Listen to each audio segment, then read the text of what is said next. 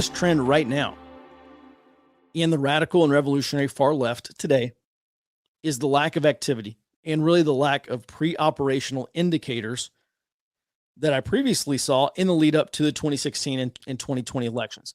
Numerous conservative media pundits have predicted that a Trump win in November is going to result in civil unrest and political violence far worse than what we saw in 2020. It's going to be 2020 on steroids, far more violence. There's one popular YouTuber. He predicted, I think maybe a few days ago, that he predicted 1,000 deaths from armed violence by April 2025. So armed political violence. He says 1,000 people, more than 1,000 people are going to be killed by murder or by homicide, rather, after the election. I'm going to take, that's not impossible. I'm going to take the under on that. And with the caveat that I don't think it's as big a deal who wins this election. Just talking about post-election civil unrest, there's going to be unrest either way. I really think it's how they win. If the Supreme Court gets to decide who wins, who they decide on, but really it's how the Electoral College victory is decided. I think, presuming it is decided, I think is by far the biggest predictor of how bad things are going to get. A lot of the commentary that I'm seeing, especially among kind of far left influencers, has really been focused on the need to rebuild these underlying conditions that were built from late 2015 into the middle of 2020, before late May and early June 2020, when the Floyd stuff started popping off. They've focused on the need to rebuild those underlying conditions, because those underlying conditions are actually what propels this, what they call a revolutionary rupture. And that is the single event or small group of events in succession that actually triggers a revolution. They say they need to focus on rebuilding those conditions rather than trying to foment a revolution next year. It's another reason why I do not expect 2025 to be a repeat of 2020. I think it's more likely to be mass protests or a given if Trump wins. Really tough to say, but more on that in a second. From this far left perspective, what I'm getting is there's just not enough pressure built up within these left-wing social movements right now to launch another violent insurrection. In 2020 was an attempted popular revolution, and these radical and revolutionary anarchist groups call it an insurrection. Several influencers within the so-called anti-fascist movement have even pointed out that there's still a lack of a sense of urgency, something I've been talking about for a couple of years now. This is exhibited by low participation in these days of action. There's very little street action, direct action type events. I've talked about there's this roughly annual event called F the 4th. And it happens on the 4th of July, Independence Day. And it was canceled this year in Seattle. It was being proposed in a handful of cities. None of it happened. And even in Seattle, it was canceled because no one was going to show up for this thing. I look at that and I say, that's a very good barometer for the strength of the far left movement right now. I'm not seeing anything today like I saw in the lead up to the 2016 election. Definitely nothing like we saw in the lead up to the 2020 election. And I think there are a lot of good reasons to believe that the far left as a whole is going to reorient to the evolution of their movement rather than orient to revolution or attempting to launch another revolution post-election. This is going to mean a focus on rebuilding these social change organizations and networks. I mean, if you think about 2020, propelled almost entirely by BLM, and then you had these Antifas that glommed onto that social change movement and tried to use that to foment a popular revolution. Where BLM, I can't tell you the last BLM protest I've seen. They are, I would say, decimated. They're far worse off than decimated. And so I look at these networks, I look at these organizations, they have deteriorated significantly since the heights of 2020. And so I think they will probably be more focused on rebuilding their movement rather than gradually rebuilding the revolutionary movement rather than trying to cold start this revolution on November X or December, whenever we figure out who the president is. Is it possible that organizing/financing groups are using other tactics? I guess this is probably in relation to the far left stuff. Yeah, I think, when conditions change, you have to change your strategies.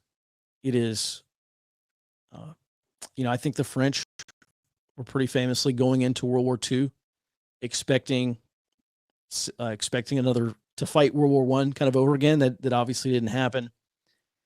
So, just briefly, I'm reading a book right now about strategies of war, and it's about Musashi, who is this Japanese swords fighter, apparently like the best who's ever existed.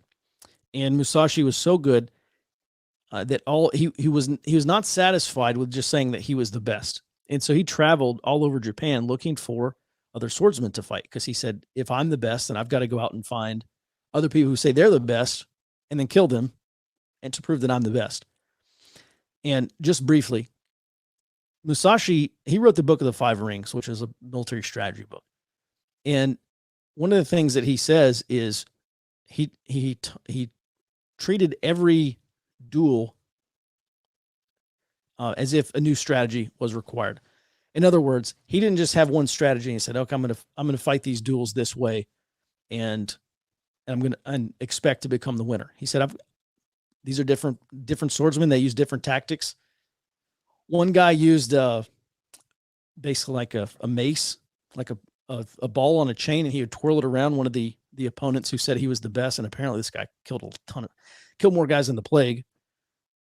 And so this opponent used a kind of like a morning star, like a ball, a spiked ball with a chain, and he would twirl it around, and then he would throw it. He would launch it at the guy that he was dueling against.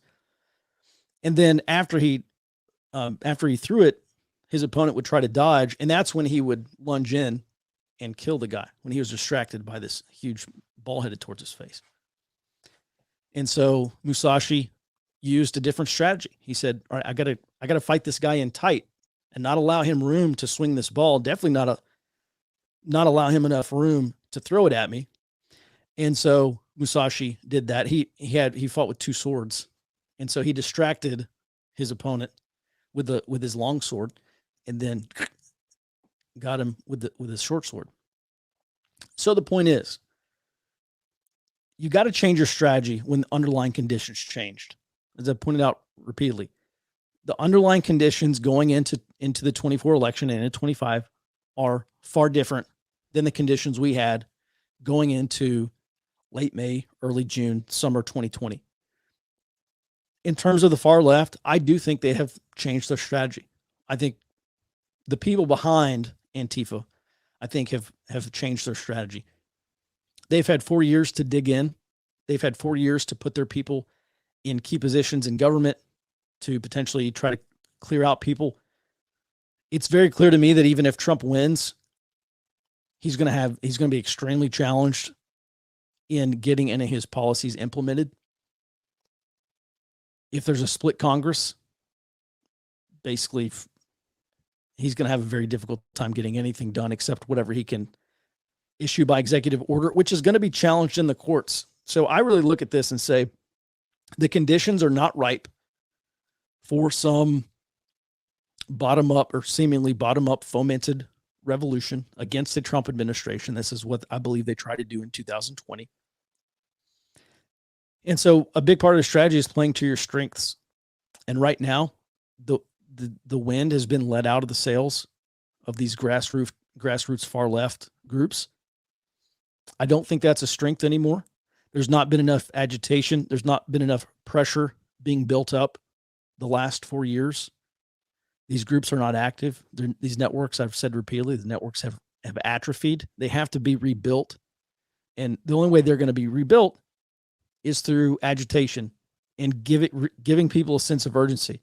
So I don't look at January 25 as the beginning of a revolution. I think it's the beginning of rebuilding those networks. Looking ahead to 2028, Sean Fain, the head of the United Auto Workers, has encouraged other unions when they're renegotiating contracts to have a contract expire on May 1st, 2028, which is going to set up, he said he wants to set up a national general strike. And so if Trump were to win, we can look to May 2028, which oddly enough is when the last stuff kicked off in May 2020 with George Floyd. And I just look at that right now. It's early. It's really tough to see that far out. Who knows what could happen before May 2028? But my current expectation is that we don't see another 2020 in 2025, and maybe we see it in the next election year in 2028. Point being, I think a lot of these political actors, the key players on the left, I think they may be pretty happy to sit back, block anything the Trump administration tries to do, and kind of run out the clock on 4 years. If we do have some economic implosion during the Trump administration, it's going to be pretty easy to pin that on him. And maybe they expect an opportunity to have a clean sweep of government in 2028 elections. I don't know. Can't say for sure. But that's where my thinking that is at right now.